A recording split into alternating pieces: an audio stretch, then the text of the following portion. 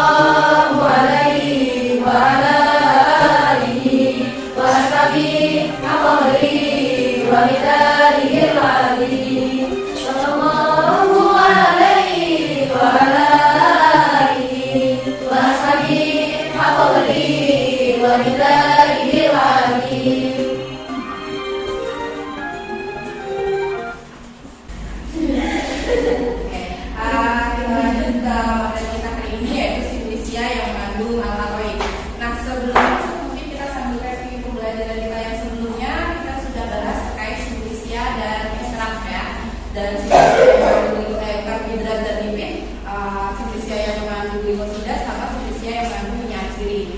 Nah, mungkin ada yang bisa menjawab kira-kira Finisia ini artinya apa? Yang belakang-belakang dari mana tangan? Oke, yang dulu aja. Iya Pak, namanya? Finisia artinya? Finisia adalah bahan alam yang belum mengalami proses apapun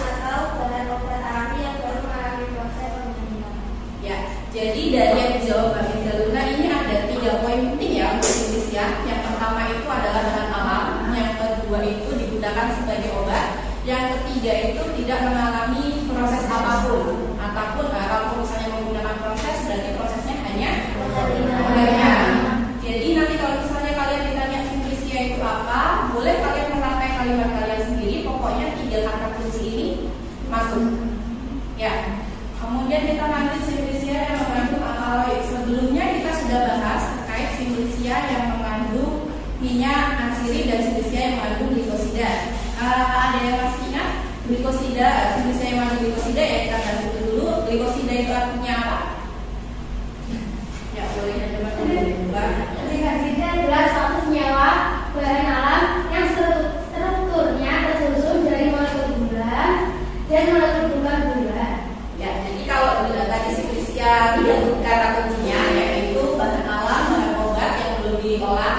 Kalau glikosida kata kuncinya adalah dua senyawa organik terus gula dan bukan gula. Ya, oke sudah masuk. Kemudian kita ke simplisia yang mengandung minyak asiri. Ada yang masih ingat kalau minyak asiri itu dia sifat khasnya apa? Sudah, yang lain boleh. Ya Mbak. Sudah dibagi siapa? Minyak asiri merupakan suatu senyawa yang berbagai bagian tubuh yang berproses. Ya, jadi kalau minyak asiri dia kata kuncinya sama ya, senyawa organik juga, sifat khasnya mudah menguap dan berbau khas. Berbau khasnya itu lebih ke bau menyengat, bukan bau yang wangi ya. Jadi bau yang menyengat. Kalau kalian masih ingat contohnya mungkin pernah bau minyak kayu putih. Nah, seperti itu baunya menyengat yang seperti itu, atau bau bawang merah juga kan. Misalnya kita iris bawang merah kan baunya khas ya. Kemudian kira-kira minyak asiri sama lipid itu sama atau tidak? Tidak. Boleh angkat tangan siapa yang tahu perbedaan minyak asiri dan juga lipid? Ya, silakan Mbak. Namanya? Ya, Mbak Dewi. Tidak meninggalkan material rumah atau permanen atau kertas, sedangkan ini meninggalkan material rumah. Ya, oke. Kalau minyak asiri tidak meninggalkan noda, kalau lipid meninggalkan noda. Mbak ada kata-katanya apa Mbak?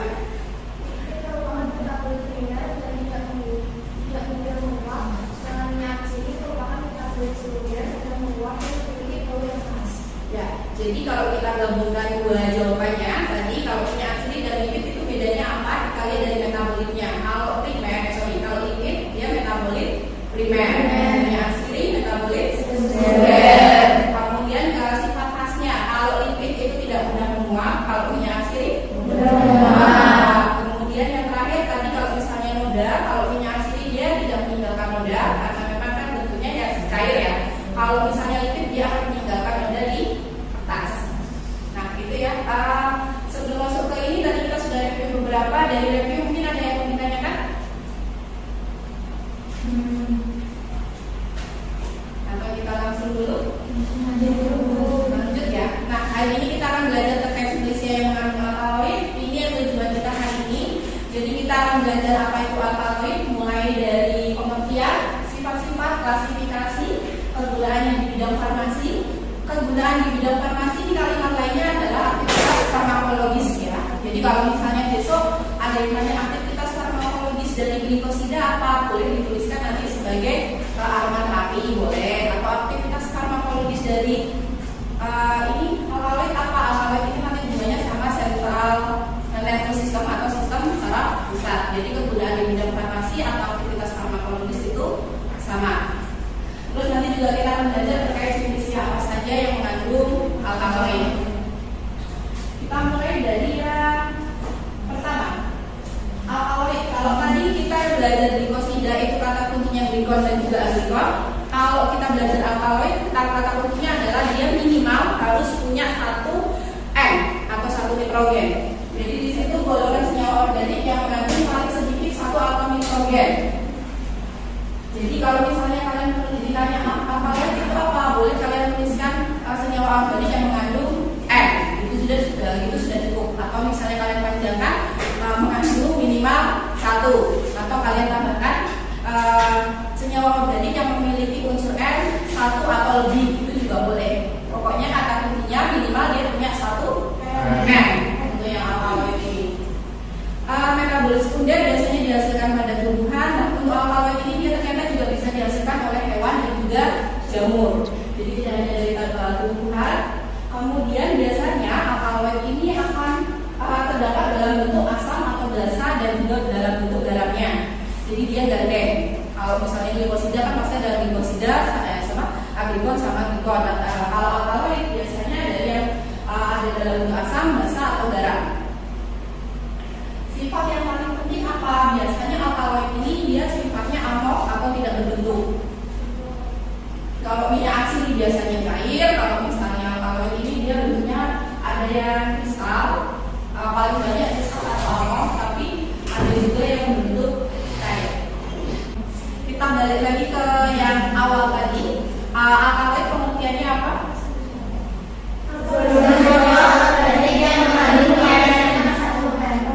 Berarti kan dia intinya ada N-nya ya. Nah, N-nya ini dari mana? Itu dibagi menjadi 3 tuh alkaloid. Kalau N-nya berupa N heterosiklik dan dari asam amino. Kalau pseudoalkaloid, N-nya heterosiklik tapi bukan dari asam amino. Kemudian kalau protoalkaloid, N-nya asiklik dan dari asam amino. Selanjutnya berdasarkan biosintesis prekursornya, jadi yang dilihat adalah yang sebelah sini. Jadi dia prekursornya apa? Kalau misalnya paling atas itu prekursornya ada aspartat. Aspartat salah satu jenis asam amino. Contohnya ada nikotin. Nikotin kenal nikotin? Biasanya ada di mana nikotin? Rokok ya. Sebenarnya nikotin itu dia jahat atau tidak? Baik atau nggak baik misalnya? Baik. Kenapa? Ya, jadi balik lagi ke awal. Tadi saya sampaikan kalau alkaloid itu biasanya arahnya ke sistem saraf pusat ya. Jadi dia punya efek penenang atau sedatif.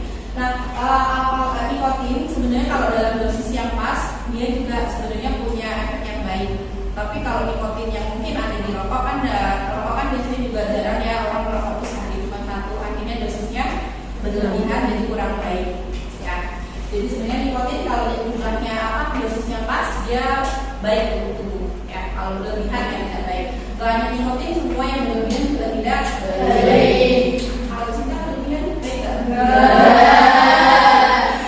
Ya. Lanjut yang selanjutnya ada nitin, contohnya ada atropin dan kokain. Selanjutnya ada lisin, contohnya ada konin. Kemudian ornitin, contohnya petrosin. Ini contoh-contohnya kalian familiar nggak? Ada yang tidak. Enggak. Memang biasanya alkaloid ini dia kurang terkenal dibandingkan minyak siri sama glikosida sama flavonoid. Jadi alkaloid ini memang golongan yang paling terkenal adalah tadi nikotinnya sama morfin, biasanya yang paling terkenal itu. Dua-duanya sama fungsinya, biasanya nanti ada hubungannya sistem saraf pusat dan punya efek menenangkan. Pernah tahu morfin? Siapa tahu yang belum tahu? Jadi lupa-lupa ya. Morfin itu biasanya kalau dia termasuk obat-obatan terlarang juga ya kalau nggak salah. Tapi kalau memang dia digunakan sebagai obat, dia tidak membahayakan. Jadi memang morfin ini bisa digunakan sebagai obat, tapi dosisnya tertentu disesuaikan dengan penyakitnya. Tapi dia sering disalahgunakan, jadinya dia masuk ke obat-obat yang narkotika dan obat-obat terlarang lainnya. Ya kalau golongan alkaloid karena tadi intinya dia sebagai penenang, kebanyakan disalahgunakan seperti itu. Jadi yang harus diperhatikan biasanya memang alkaloid kalau dia dosisnya aman, insya Allah juga aman bagi tubuh. Nah ini kegunaan di bidang farmasinya ada banyak sebenarnya kalau kita kulik-kulik ya. Jadi nggak cuma yang di sistem saraf pusat, tapi dia intinya ada di sistem saraf pusat tadi. Jadi dia bekerjanya ke sistem saraf pusat langsung, tapi selain sebagai sistem saraf pusat dia bisa juga sebagai antipiretik. Antipiretik tahu? Penurun panas, kemudian nanti hipertensi atau penurun tekanan darah, kemudian ada juga anti malaria, kemudian ada analgetik dan juga narkotika. Tadi saya sampaikan ya, jadi biasanya memang sering digunakan sebagai narkotika. Efek stimulan, diuretik, diuretik tahu? Kemampuan untuk menarik cairan dengan elektrolit yang dikeluarkan lewat urin. Ya, oke. Contohnya kira-kira? Oke, kalau dari bahasa gambarnya bisa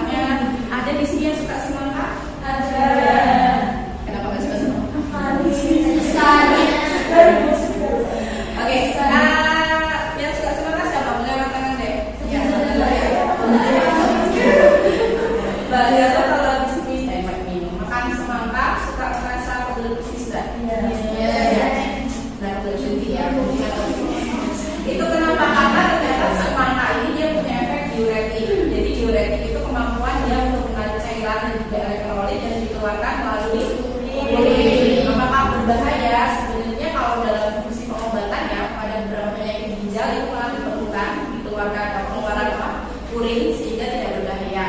Tapi kalau kita normal kayak tadi kita makan semangka, kalau kebanyakan biasanya juga akan diuretik ya. Gimana berarti nggak boleh makan semangka? Boleh, tapi kita juga harus ingat karena kita banyak yang keluar cairannya, kita juga konsumsi minumnya harus banyak juga biar dia tidak dehidrasi. Jadi diuretik itu kemampuan dia menarik air dan juga mineral yang ada di dalam kandung kemih kemudian dikeluarkan melalui urin.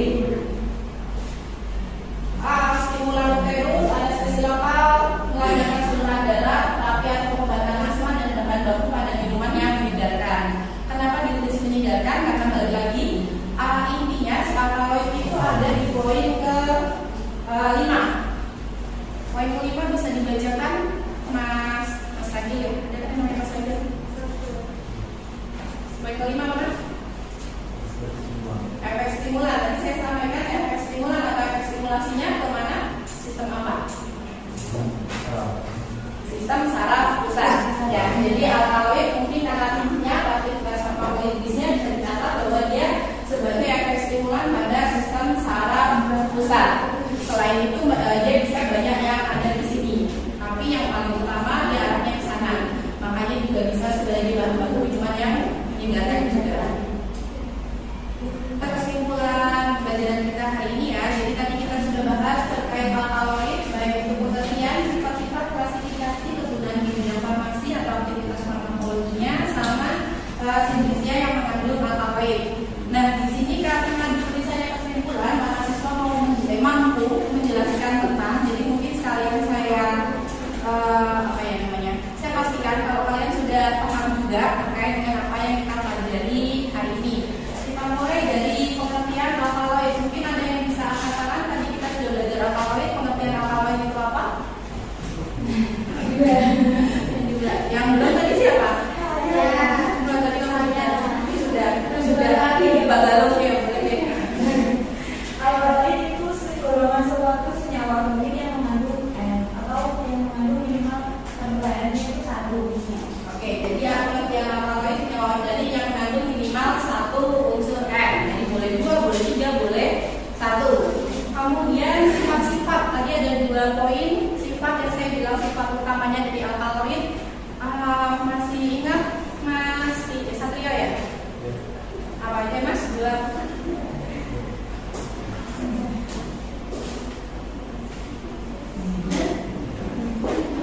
Bentuknya, tadi bentuknya apa? Saya belum lihat kristal. Saya belum. Ini maka juga ya bentuknya kristal atau apa ya, tadi ada juga yang cair. Kemudian yang kedua rasanya Manis. Kalau alkaloidnya pahit, tapi kalau yang di sebelahnya ada yang manis jadi berubah manis ya. Ya, jadi sifatnya tadi ada 2 poin yang pertama bentuknya amorf atau kristal, tapi ada juga yang cair, tapi bedanya kan amorf atau kristal. Kemudian rasanya pahit. Kita lanjut ke klasifikasi. Tadi ada 3 pengklasifikasiannya. Klasifikasi pertama tadi ada apa? Boleh katakan di sebelah sini ya? Ada yang katakan boleh? Nah ya, Mas Satrio lagi tadi Pak duduk dia malu-malu ya. Yang pertama apa Mas? True alkaloid. Subtrue alkaloid yang harusnya itu alkaloid. Ya itu berdasarkan biosintesis dari N-nya ya. Jadi kalau berdasarkan biosintesis N ada 3 true alkaloid, N-nya heterosiklik dari asam amino, kemudian pseudoalkaloid, N-nya heterosiklik tapi bukan dari asam amino, sama protoalkaloid. Jadi N-nya asiklik tapi dari asam amino.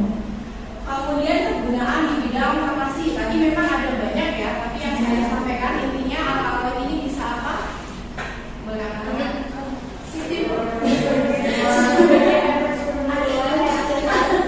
Ya, efek stimulan atau stimulasi pada sistem saraf pusat. Jadi bisa digunakan sebagai obat penenang. Terakhir, siklus yang mengandung alkaloid tadi ada 4 yang dicontohkan, yaitu ada kulit kina,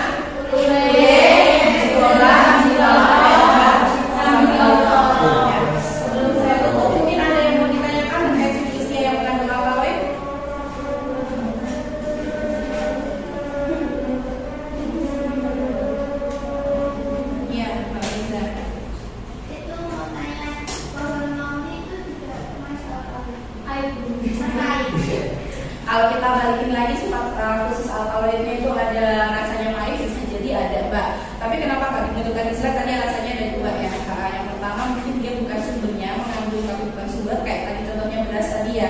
Dia mengandung vitamin B tapi bukan sumber. Jadi kalau mau dibilang ya udah nggak apa-apa, kan dia sumbernya kita carinya sumber glukosa ya, bukan karbohidrat ya. Kalau beras sama kayak itu. Kayak itu apa? Pohon mauni atau misalnya apa? Buah manja ya. Pernah makan buah manja?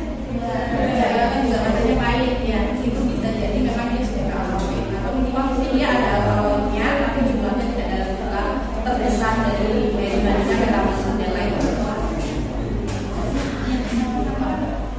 Ada lagi mungkin yang lain?